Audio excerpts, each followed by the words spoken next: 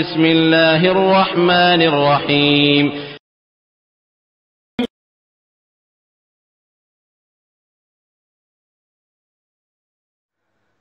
ওয়ালাইকুম আসসালাম রহমতুল্লাহ বারাকাতুহু।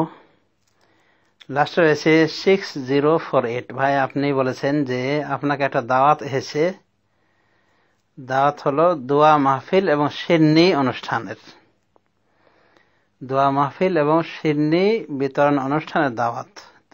এই দাওয়াতে আপনি শরীক হতে পারবেন কিনা? আসলে দোয়ার কোনো মাহফিল হয় না, এটা একটা বেদাতি প্রথা। দোয়ার জন্য মাহফিল করা, দোয়ার জন্য সমবেত হয়ে মানে বিশেষ অনুষ্ঠান করা, শিরনি বিতরণ। শিরনি সাধারণত এই পীর মুরিদি তরিকায় এগুলো বিতরণ করা হয়ে থাকে। হিন্দুরা ওই দুধ কলা দেয়, চাউল কলা, আর হিন্দুদের সাথে মিলিয়ে যারা আমল করে, পীর মুরিদি পূজার অনুষ্ঠান করে, তারা দেয় শিরনি। তো আপনার কথাতে আমি বুঝতে পারলাম যে যারা আপনাকে দাওয়াত করেছে দোয়ার মাহফিল এবং শিরনি বিতরণের, তো এরা ভালো মানুষ নয়, এরা বিদাতি। ইসলামের দৃষ্টিতে এরা বিদাতপন্থী। আসলে দোয়ার জন্য কোনো মাহফিল হয় না, দোয়ার জন্য কোনো মাহফিল ইসলামের স্বীকৃত নয়, দোয়ার জন্য নির্ধারিত কোনো অনুষ্ঠান হয় না। শিরনি বিতরণ যেহেতু দোয়াকে কেন্দ্র করে করা হয়েছে বা পীর মুরিদির ওরস মরসকে কেন্দ্র করে করা হয়ে থাকে, তো এগুলি ধোঁয়াটে বিষয়, এগুলোতে শরীক না হয় উচিত। আপনার ওদেরকে পাক পবিত্র রাখবেন এ জাতীয় বিদআতি খানা থেকে। সাফি পরিষ্কার হালালটা আপনি গ্রহণ করবেন। এটা আপনার নফসের হক, পেটের হক, যে এই পেটে আপনি কোন প্রকার বিদাতি খাদ্য, সেরেকি খাদ্য, বিদাতি অনুষ্ঠানের খাদ্য, সেরেকি অনুষ্ঠানের খাদ্য, অনুভাবে নিছক হারাম খাদ্য দেবেন না। তো আমার পরামর্শ যে এই জাতীয় অনুষ্ঠানে শরীক হওয়াতে বিরত থাকবেন। ওমর রাদিয়াল্লাহু তাআলা আনহুর জামানাতে একটা ঘটনা ঘটেছিল যে ইরাক থেকে বলে পাঠানো হয়েছিল তাকে যে এখানে কুফার কিছু লোক এক জায়গায় হয় এবং তারা সমবেত হয়ে দোয়া করে মুসলমানদের জন্য এবং আমিরের জন্য দোয়া করে। তো উনি বলেছিলেন, আচ্ছা, ওমর রাদিয়াল্লাহু আনহু এটা যখন শুনলেন গভর্নরের মাধ্যমে, মন্ত্রীর মাধ্যমে সেখানের, তখন বললেন যে ওদেরকে পাঠিয়ে দাও, ওদের আমির সহ পাঠিয়ে দাও, মানে দোয়া যারা পরিচালনা, যে দোয়া পরিচালনা করে এরকম সমবেত দোয়ার পরিচালককে সহ পাঠিয়ে দাও, ওদেরকে সহ, মানে দোয়া যারা পরিচালনা করে ওদেরকে এবং দোয়ার পরিচালককে, অনুষ্ঠানের এক কথায় অনুষ্ঠানে যারা শরীক হয় ওদের আমির সহ পাঠিয়ে দিতে পারেন। তো উনি পাঠিয়ে দিয়েছিলেন।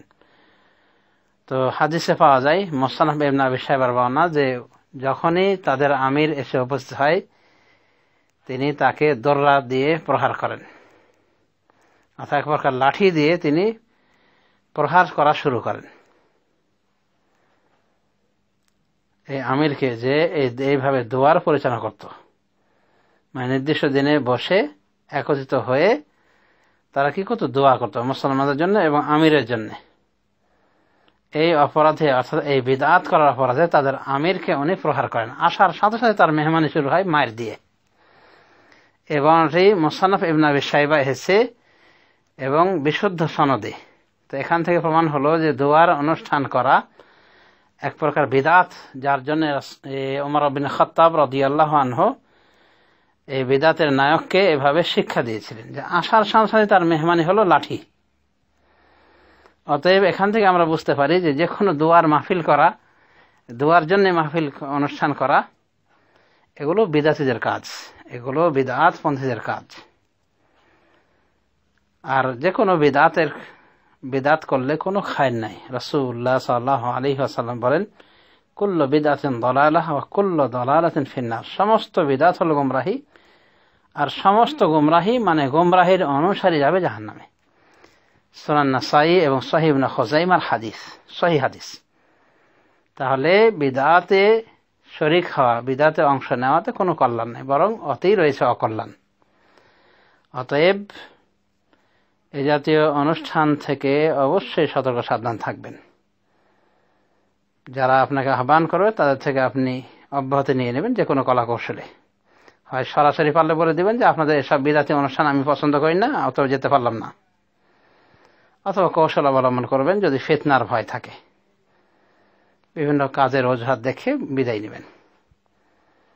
বলবেন যে আমার সময় নেই, মানে এই বিদাতি অনুষ্ঠানে যাওয়ার আমার সময় নেই, মানে সময়ের একটা মূল্য রয়েছে, এই সমস্ত বিদাতি কাজে সময় নষ্ট করতে চাই না, উদ্দেশ্য হবে এটা। আশা করি এই প্রশ্নের উত্তর পেয়েছেন। ধন্যবাদ।